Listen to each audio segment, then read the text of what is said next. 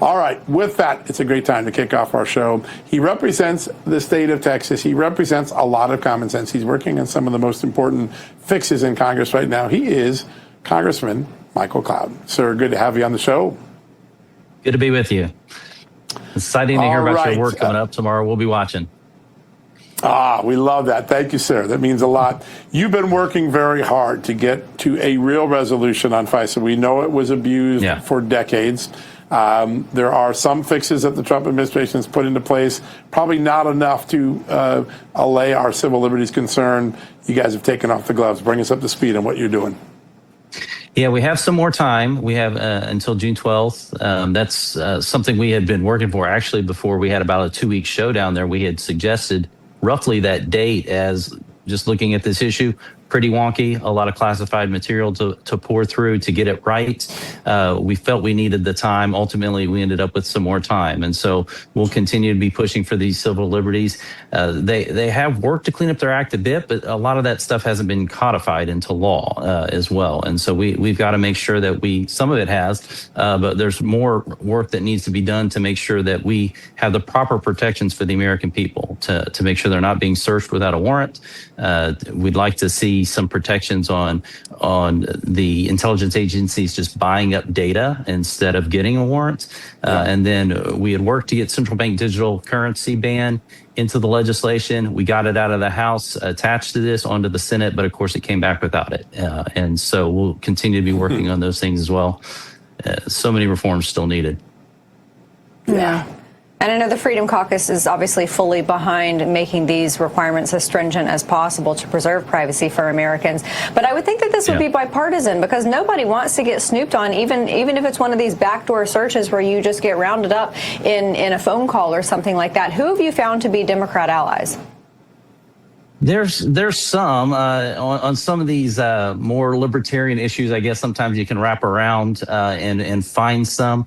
We're still putting together that coalition as we continue to move forward and looking at who would be willing to help us. I think there's probably about 30 or so that would maybe be willing to join us in some form or fashion on this and help move some of these protections forward. But like you said, I mean, we should be concerned about reining in right now. You know, as Republicans, we trust the Trump administration. They've cleaned up a lot of the bad actions, but we're trying to set this right for the American people so we don't see the kind of bad actions we've seen through the last few years from a more authoritarian regime in the White House. And so we have to use this window of opportunity for what it is and make sure we make this right for the American people. So many people are applauding what you're doing. I think so easy. Washington sometimes just likes to push things down the road and kick the can down the road, but this is that moment to fix really what has been a 10 or 20-year problem. And so I know lots of Americans join you, Congressman, in getting this done. Also, central bank digital currency. I don't think people understand it. It sounds like, oh, Bitcoin, I get it. It's some new form of money. But once the government can see everything you can buy, they can, in the future, stop you from buying things that they don't like you to buy, maybe guns, maybe other things. How important is it to get CBDC really wrestled to the ground and Americans' privacy protected?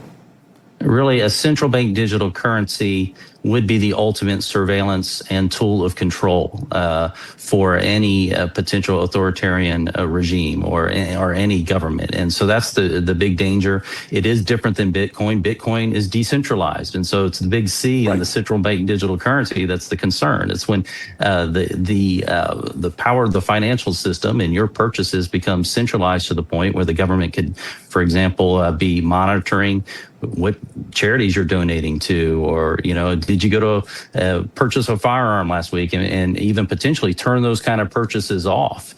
And this may seem far-fetched, but it was just a couple years ago, we had an administration that wanted, if you had $600 in your account, they wanted to be able to monitor that and find out what you're doing. So this isn't that far removed.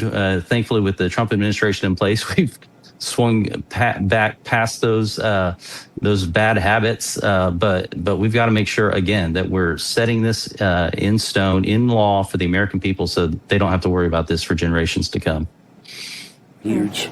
And on a related issue, this might seem like a petty complaint, but it is related, I promise. I go to businesses all the time that now say no cash, only card, and I am incensed over it. Is there anything that Congress can do about that? Yeah, I've actually been mulling over that and figuring out the right approach to that. It's simple things. I go to a kid's track meet, and they don't take cash anymore, or some of the restaurants, and it seems convenient, but it's also a tool of not having a way for us to pay cash and keep this decentralized, especially with all the data gathering that's going on. It is a big concern. The whole point of the Constitution was to decentralize power, and so everything we're doing in government, we have to make sure that we're doing our first priority. Yeah, we need to keep people safe. Our first priority, though, is to keep people free. And a big part of that is making sure that power stays decentralized, whether it be in financial systems or any other industry that we're overseeing or passing laws or regulating. It's a big, important part of keeping people free. I love your Yoda Act because I think it returns power back to the people, which is what our founding fathers always wanted. You own your own data. Tell us about it. Yeah, you own your own data. Of course, we have some fun with this and release it on May 4th. It's the You Own the Data Act. May the 4th be with you. And the idea of us making sure that we are protecting people's data. And the basic concept here is that the data should be owned by the people who are actually creating it. It's my data. It's not the data aggregator's data. And therefore, we kind of need to shift that paradigm to where people have a right and control over their data, to where you would be able to whatever. Right now, it's kind of like you have to consent to the end user license agreement, or basically be a hermit in our society. That shouldn't be the choice that you have to deal with. You should be able to participate in a digital economy and those kind of things, and have a social media account, but yet control your data. And then we've also included a private right of action, so that when there are violations, citizens actually have a method to bring these industries under check. And so you own the data.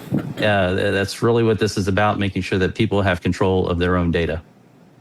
Well, and this is a huge vulnerability when it comes to specifically China, right? Yeah.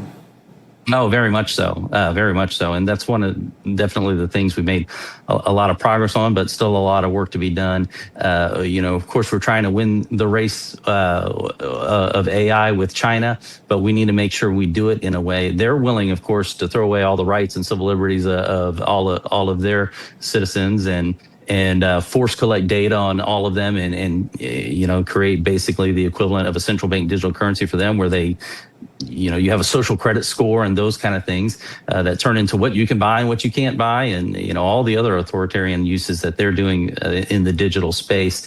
Our job is we want to be very effective and innovative. We want to be able to win when it comes to the future, but we got to do it in a way where we're remembering those essential core foundational principles enshrined in our Constitution, what we understand to be unalienable rights. And so it's hard work, but that's why we're here, and we need to make sure that we're doing that.